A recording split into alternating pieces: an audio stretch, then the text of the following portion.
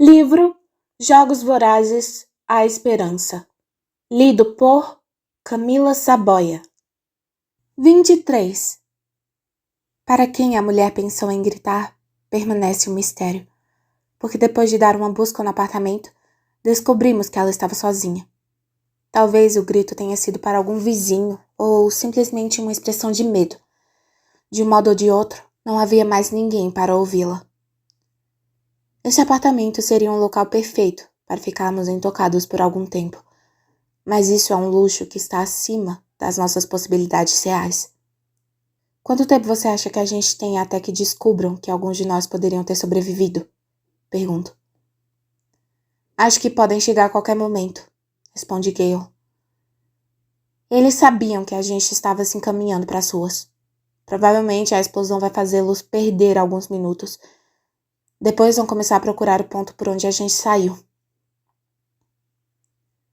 Vou até uma janela que dá para a rua, e quando espio pela persiana, não vejo nenhum pacificador, mas sim um amontoado de pessoas entretidas em seus afazeres. Durante nossa jornada subterrânea, deixamos as zonas evacuadas bem para trás e voltamos à superfície num lugar bastante movimentado da capital. Essa multidão representa a nossa única chance de fuga. Não tenho Olo, mas tenho Cressida. Ela se junta a mim na janela, confirma que conhece nossa localização e me dá uma boa notícia, que não estamos a muitos quarteirões de distância da mansão do presidente. Uma olhadinha em meus companheiros me diz que não é hora de um ataque sorrateiro a Snow. Gale ainda está perdendo sangue do ferimento no pescoço, que ainda nem limpamos. Peter está sentado no sofá de veludo com os dentes enterrados em uma almofada, ou lutando contra um ataque de loucura ou contendo um grito. Pollux está choramingando, encostado na viga de uma lareira ornamentada. Cressida está em pé ao meu lado, resoluta, mas tão pálida que seus lábios parecem sem sangue. Eu ainda estou cheia de ódio. Quando a energia que o motiva diminuir, ficarei impraticável. Vamos dar uma verificada nos closets dela, digo. Em um quarto, encontramos centenas de itens de vestuário de mulher, vestidos, casacos, pares de sapatos, um arco-íris de perucas, maquiagem suficiente para pintar uma casa inteira. Num quarto do outro lado do corredor, há uma seleção similar de itens masculinos, talvez pertencentes ao marido dela, talvez algum amante que teve a sorte de não estar presente hoje de manhã. Grito para os outros se vestirem. Diante da visão dos pulsos ensanguentados de Pita, enfio a mão no bolso para pegar a chave das algemas, mas ele se solta de mim. Não! Diz ele. Não faça isso. Elas me ajudam a manter o controle. Pode ser que você precise das suas mãos, diz Gale. Quando sinto que estou começando a delirar, enfio os pulsos com toda a força nas algemas e a dor me ajuda a retomar o foco, diz Pita. Eu as deixo onde estão. Por sorte, está frio, de modo que podemos esconder grande parte de nossos uniformes e armas debaixo de longos casacos e capuzes. Penduramos nossas botas pelos cadarços ao redor dos pescoços e as escondemos. Para substituí-las, calçamos sapatos ridículos. O verdadeiro desafio, evidentemente, são nossos rostos. Cressida e Pollux correm o risco de serem identificados por conhecidos. Gale poderia ser familiar, por conta dos pontoprops e dos noticiários. E Pita e eu somos conhecidos por todos os cidadãos de Panem. Rapidamente, começamos a ajudar uns aos outros a aplicar densas camadas de maquiagem, a vestir perucas e óculos escuros. Cressida enrola cachecóis ao redor do meu rosto e do de Pita. Sinto o relógio batendo e o tempo se esgotando, mas paro apenas por alguns instantes para encher os bolsos de comida e de suprimentos de primeiros socorros. Fiquem juntos, digo na porta da frente. Então, seguimos diretamente para a rua. Começou a nevar. Pessoas agitadas passam ao nosso lado, falando de rebeldes e de fome, e de mim em seus afetados sotaques da capital. Atravessamos a rua, passamos por mais alguns prédios e apartamentos. Assim que viramos a esquina, 3 dúzias de pacificadores passam correndo por nós. Abrimos caminho para eles, como cidadãos costumam fazer. Esperamos até que a multidão retorne a seu fluxo normal e continuamos a andar. Cressida, sussurro. Está conseguindo pensar em algum lugar? Estou tentando, diz ela. Cobrimos mais um quarteirão e as sirenes começam a soar. Através das janelas de um apartamento, vejo uma reportagem de emergência e fotos de nossos rostos piscando na tela. Eles ainda não identificaram quem morreu em nosso grupo, porque vejo que as fotos de Castor e Fennec apareceram na tela. Logo, logo, qualquer transeunte será tão perigoso quanto o pacificador. Cressida! Lembrei de um lugar.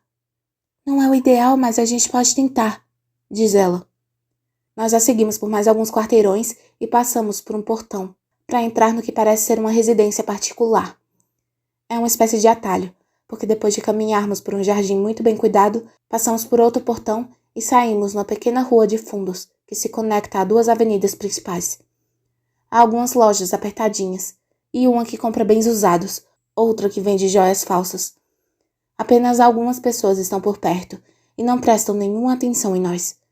Cressida começa a tagarelar numa voz aguda sobre roupas de baixo, feitas com pelos de animais, e sobre como esse tipo de coisa é essencial durante os meses frios. Espera só até você ver os preços. Pode acreditar em mim, é metade do que você paga nas avenidas. Paramos diante de uma loja cuja fachada está encardida e o interior repleto de manequins vestindo roupas de baixo feitas de pelo. O lugar nem parece estar aberto, mas Cressida passa pela porta, acionando um sininho dissonante.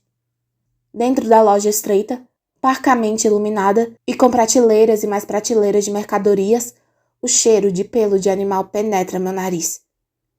Os negócios devem estar devagar, já que somos os únicos clientes. Cressida segue diretamente para uma figura curvada sentada nos fundos da loja. Eu a sigo, passando os dedos pelos macios itens de vestuário que encontro pelo caminho. Atrás do balcão está sentada a pessoa mais estranha que eu já vi na vida. É um exemplo extremo de cirurgia plástica que deu errado, porque certamente nem mesmo na capital um rosto como esse poderia ser considerado atraente. A pele foi muito puxada para trás e recebeu uma tatuagem de listras pretas e douradas. O nariz foi achatado até praticamente deixar de existir. Eu já vira bigode de gato em pessoas na capital antes, mas nada assim tão comprido. O resultado é uma máscara grotesca e semifelina, que agora nos encara com olhos estreitos e desconfiados. Cressida tira a peruca, revelando suas madeixas. Tigres, diz ela. Estamos precisando de ajuda. Tigres. No fundo do meu cérebro, o nome toca um sininho. Ela era um artefato, uma versão mais jovem e menos perturbadora de si mesma, na primeira versão dos Jogos Vorazes que lembro ter visto. Uma estilista, acho. Não me lembro para qual distrito. Não o 12. Então ela deve ter feito diversas operações e ultrapassado o limite que separa a normalidade da repelência. Quer dizer, então, que esse é o destino dos estilistas quando deixam de ser úteis. Lojas de roupas de baixo com temas tristes onde esperam a morte. Longe do olhar público. Olho para o rosto dela, imaginando se seus pais realmente lhe deram o nome de Tigres, inspirando sua mutilação, ou se ela escolheu o estilo e mudou o nome para combinar com as listras. Plutarque disse que você era confiável, acrescenta Cressida. Maravilha. Ela faz parte do grupo de Plutarque. Então, se a primeira coisa que fizer não for nos entregar a capital, será avisar Plutarque, e por extensão, Coin, de nosso paradeiro. Não, a loja de tigres não é o ideal, mas é tudo que temos no momento. Se ao menos ela nos ajudar... Ela divide sua atenção entre um velho aparelho de TV no balcão e nós, como se estivesse tentando nos reconhecer. Para ajudá-la, puxo o cachecol, retiro a peruca e me aproximo para que a luz da tela ilumine meu rosto. Tigres rosna baixinho, um rosnado não muito diferente do que o que Buttercup talvez utilizasse para me cumprimentar. Ela escorrega de seu banquinho e desaparece atrás de uma prateleira de perneiras revestidas com pelo. Há o som de alguma coisa deslizando, e então a mão dela emerge e acena para nós. Cressida olha para mim, como se a perguntar, tem certeza? Mas que outra escolha nós temos? Voltar para as ruas sob essas condições será a garantia de nossa captura ou mesmo de nossa morte. Contorno as peles e descubro que Tigres empurrou para trás um painel na base da parede. Atrás dele, parece que existe apenas a parte de cima de uma íngreme escadaria de pedra. Ela faz um gesto para que eu entre. Tudo em relação à situação cheira a armadilha. Tenho um momento de pânico e acabo me voltando para Tigres, procurando aqueles olhos alaranjados. Por que será que ela está fazendo isso? Ela não é nenhum Sina, alguém disposto a se sacrificar por outras pessoas. Essa mulher era a corporificação da superficialidade da capital.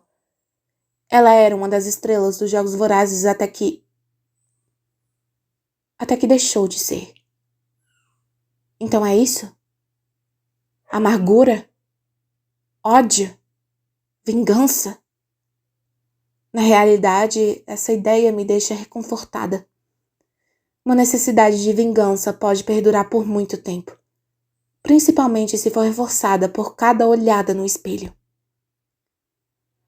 Snow baniu você dos jogos? Pergunto. Ela apenas olha para mim. Em alguma parte, o rabo de tigre se mexe em total desprazer. Porque eu vou matá-lo, sabia? Sua boca se abre, no que interpreto como um sorriso. Tranquila por não identificar a situação como uma loucura total, penetro no espaço. Mais ou menos na metade dos degraus que levam ao subsolo, meu rosto encosta numa corrente pendurada e eu a puxo, iluminando o refúgio com uma tremeluzente lâmpada fluorescente. É um pequeno porão sem porta ou janelas. Amplo e profundo. Provavelmente há apenas um espaço entre dois porões de verdade. Um lugar cuja existência poderia passar despercebida, a menos que você tivesse um olho bastante aguçado para dimensões. É frio e úmido, com pilhas de peles que acho que não sabem o que é a luz do sol há anos. A menos que fôssemos dedurados por tigres, não acredito que alguém conseguiria nos encontrar num lugar como este. Quando alcanço o piso de concreto, meus companheiros já estão nos degraus. O painel desliza de volta para a posição de origem. Ouço a prateleira com as roupas de baixo sendo deslocada sobre rodinhas que rangem. Tigres patinhando de volta ao banquinho. Fomos engolidos por sua loja. Bem na hora também, porque Gale parece estar prestes a ter um colapso. Fazemos uma cama de peles, tiramos suas camadas de armas e o ajudamos a se deitar de costas. Nos fundos do porão, existe uma pia a mais ou menos 30 centímetros do chão, com um ralo embaixo. Eu giro a torneira, e depois de muita ferrugem, água limpa começa a fluir. Limpamos o ferimento no pescoço de Gale, e percebo que os curativos não serão suficientes. Ele vai precisar de alguns pontos. Tenho uma agulha e uma linha esterilizada no kit de primeiros socorros, mas o que nos falta é um médico. Passa pela minha cabeça a possibilidade de colocar Tigres na função. Como ela é estilista, ela deve saber como usar uma agulha. Mas isso deixaria a loja abandonada, e ela já está fazendo o suficiente. Aceito que sou, provavelmente, a pessoa mais qualificada para desempenhar a tarefa. Cerro os dentes e faço uma fileira de suturas toscas. Não fica bonitinho, mas funciona. Despejo o remédio em cima e cubro com uma bandagem. Dou a ele alguns analgésicos. Pode descansar agora, digo. Ele apaga como uma lâmpada.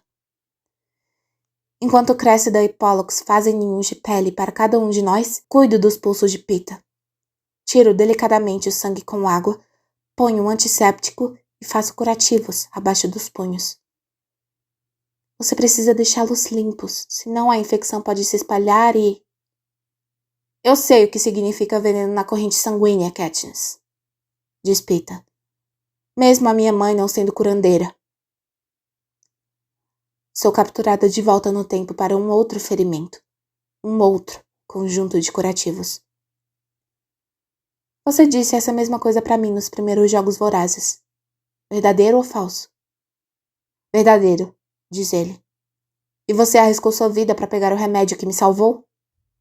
Verdadeiro, digo, dando de ombros. Você era o motivo de eu estar vivo para fazer isso. Era mesmo? O comentário o lança num estado de confusão mental. Alguma lembrança brilhante deve estar lutando para obter a atenção dele, porque seu corpo fica tenso e seus pulsos recentemente envoltos em bandagens retesam-se contra as algemas de metal. Então toda a energia se esvai de seu corpo. Katniss, estou tão cansado. Vá dormir, digo. Ele só acata a minha proposta depois que recoloco suas algemas e as prendo em um dos suportes da escada. Não pode ser confortável ficar ali deitado com os braços acima da cabeça. Mas depois de alguns minutos, ele também desmaia. Cressida e Pollux fizeram camas para nós, organizaram nossa comida e nossos suprimentos médicos. E agora perguntam o que quero fazer em relação à montagem de um esquema de vigilância. Olho para a palidez de Gale, para as algemas de Peeta. Pollux não dorme há dias, e Cressida e eu apenas tiramos uma soneca por poucas horas. Se uma tropa de pacificadores passasse por aquela porta, estaríamos presos numa armadilha como ratos. Estamos completamente à mercê de uma tigresa decrépita, de quem só posso esperar uma paixão assambacadora pela morte de Snow. Honestamente, acho que não faz sentido nenhum a gente montar guarda. Vamos simplesmente tentar dormir um pouco, digo.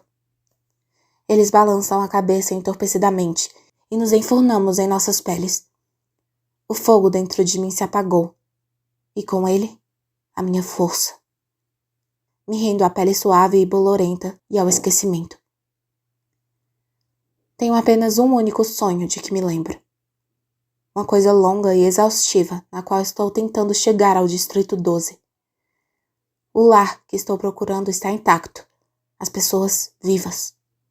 Effie Trinket, conspícua em uma vívida peruca cor-de-rosa e um vestido feito sob medida, viaja comigo.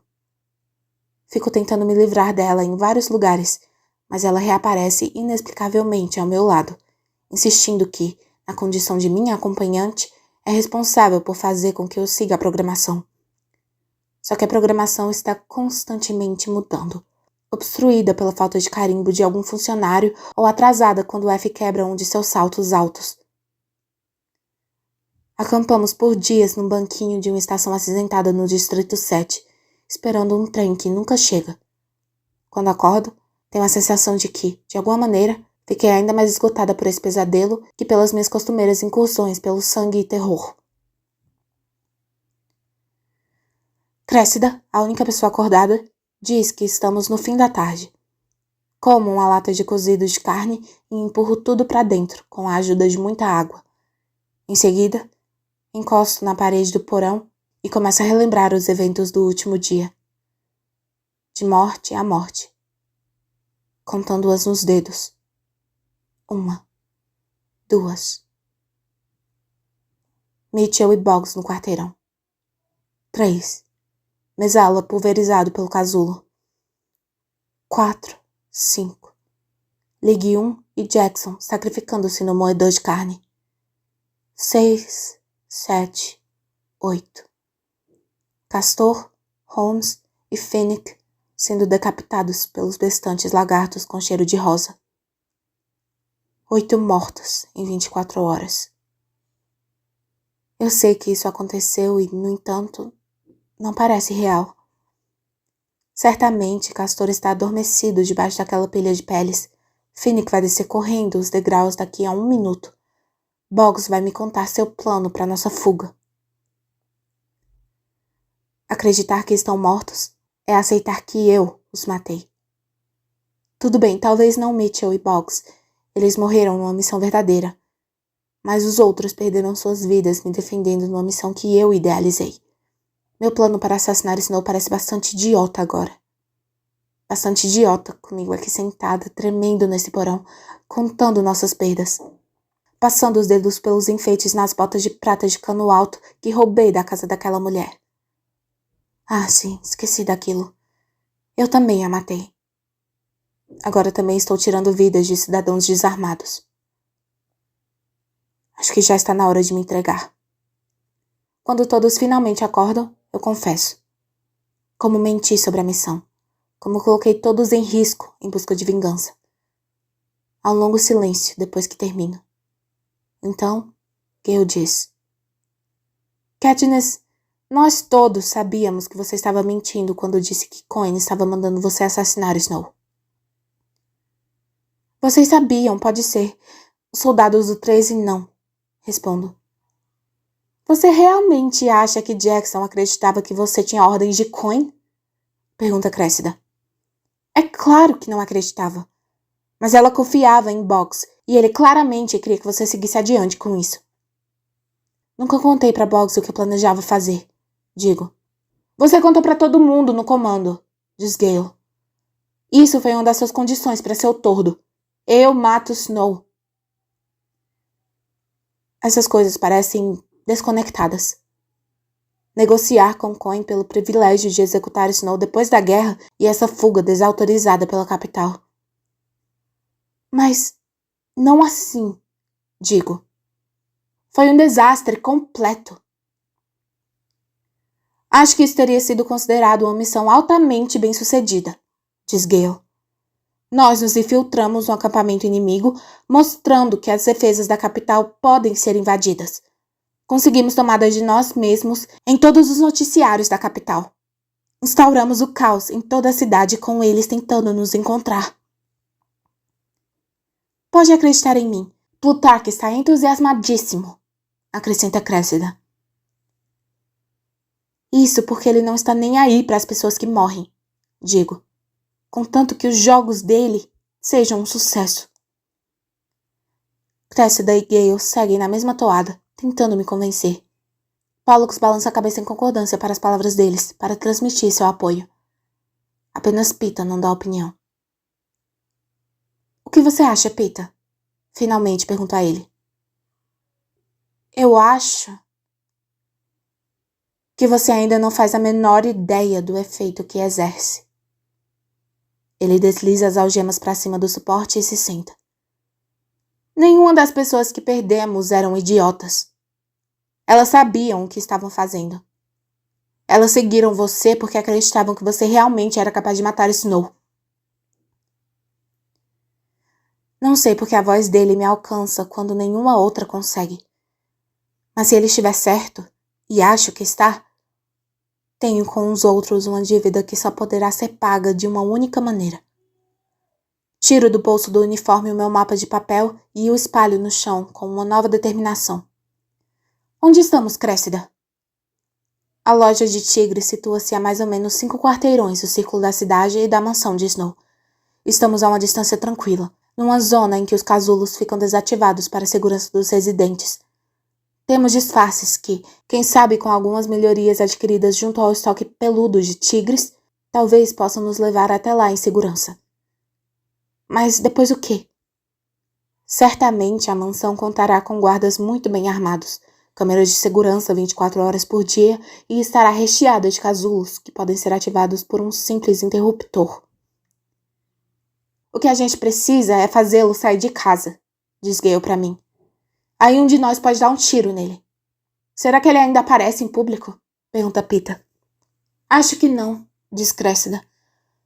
Pelo menos em todos os discursos recentes que vi, ele estava dentro da mansão.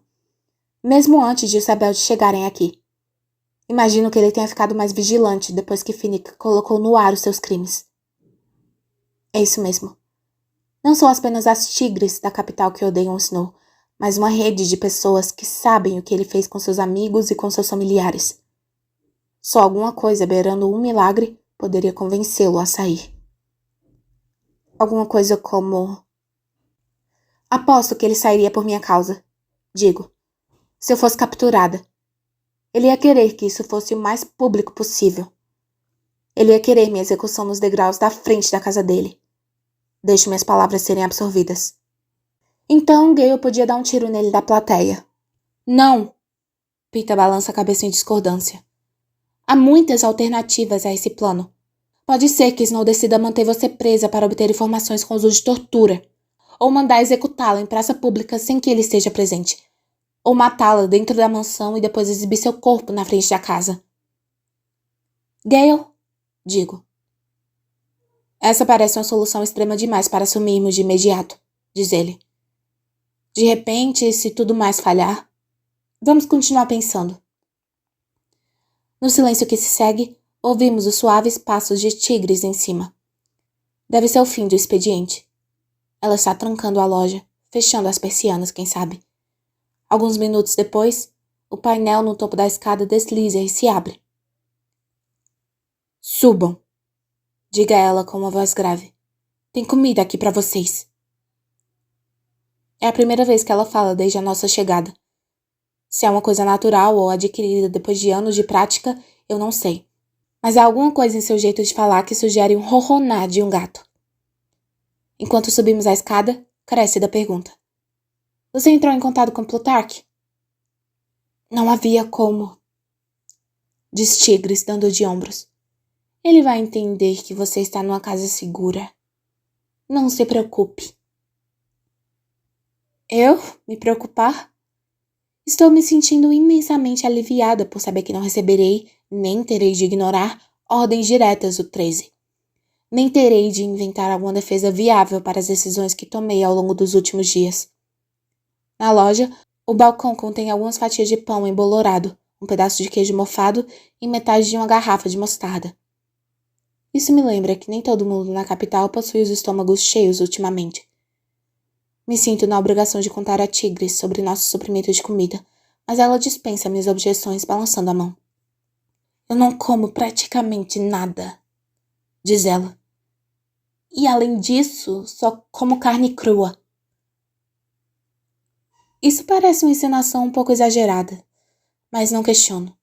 Apenas raspo o mofo do queijo e divido a comida entre todos nós. Enquanto comemos, assistimos ao noticiário mais recente da capital. O governo diminuiu o número de rebeldes sobreviventes para 5 de nós. Poupudas recompensas são oferecidas por informações que levem à nossa captura. Eles enfatizam o quanto somos perigosos. Mostram nossas trocas de tiros com os pacificadores, embora excluam os restantes arrancando as cabeças deles. Fazem um trágico tributo à mulher deitada onde a deixamos, com minha flecha ainda em seu coração. Alguém refez sua maquiagem para as câmeras. Os rebeldes deixam a transmissão da capital seguir sem interrupções. Os rebeldes fizeram algum pronunciamento hoje? Pergunta a Tigres. Ela balança a cabeça. Duvido que Coin saiba o que fazer agora que continuo viva. Tigres dá uma gargalhada gutural. Ninguém sabe o que fazer com você, guria. Então ela me faz pegar um par de perneiras de pelo, apesar de eu não ter como pagar por elas. É o tipo de presente que você é obrigada a aceitar. E de qualquer maneira, está frio no porão. Lá embaixo, após a ceia, continuamos a vasculhar nossas mentes em busca de um plano. Nada de bom aparece, mas concordamos que não podemos mais sair em um grupo de 5 e que deveríamos tentar nos infiltrar na missão do presidente, antes de eu me transformar em isca. Aceito esse segundo ponto para evitar mais discussões. Se decidir efetivamente me entregar, isso não requerá a permissão e a participação de mais ninguém. Trocamos os curativos, algemamos Pita de volta a seu suporte e nos deitamos para dormir. Algumas horas depois, desperto novamente e fico ciente de uma conversa silenciosa. Pita e Gale. Não consigo deixar de ouvir as escondidas. Obrigado pela água, diz Pita. Sem problema, responde Gale. De qualquer forma, acordo 10 vezes por noite. Para ter certeza de que Katniss ainda está aqui? Pergunta Pita. Alguma coisa por aí, admite Gale. Há uma longa pausa antes de Pita falar novamente. Aquilo que a Tigres disse foi engraçado. Sobre não saber o que fazer com ela. Bom, nós nunca soubemos, diz Gale. Ambos riem. É tão estranho ouvi-los conversando dessa maneira. Quase como amigos. Que eles não são. Jamais foram. Embora não sejam exatamente inimigos. Sabia que ela ama você? Diz Pita. Ela me disse isso com todas as letras depois que você foi chicoteado.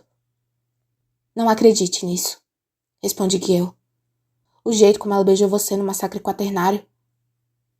Bom, ela nunca me beijou daquela maneira. Aquilo era apenas uma encenação, diz Pita, embora haja uma pontinha de dúvida em sua voz. Não. Você a conquistou. Desistiu de tudo por ela. De repente, essa é a única maneira de ela ficar convencida do seu amor. Há uma longa pausa. Eu devia ter me apresentado como voluntário para tomar o seu lugar na primeira vez que ela foi aos jogos. Para protegê-la. Você não poderia ter feito isso, diz Peeta. Ela nunca ia te perdoar por isso. Você tinha de tomar conta da família dela. Para Katniss, elas são muito mais importantes do que a própria vida. Bom, isso logo vai deixar de ser uma questão. Acho pouquíssimo provável nós três estarmos vivos no fim dessa guerra. E se estivermos, acho que vai ser um problema de Katniss. Quem ela vai escolher? Gale boceja. A gente devia dormir um pouco. É isso aí. Ouço as algemas de Peeta deslizarem pelo suporte à medida que ele assenta o corpo. Fico pensando como será que ela vai decidir. Isso eu sei. Consigo apenas captar as últimas palavras de Gale através da camada de pelo. Katniss vai escolher aquele sem o qual ela acha impossível conseguir sobreviver.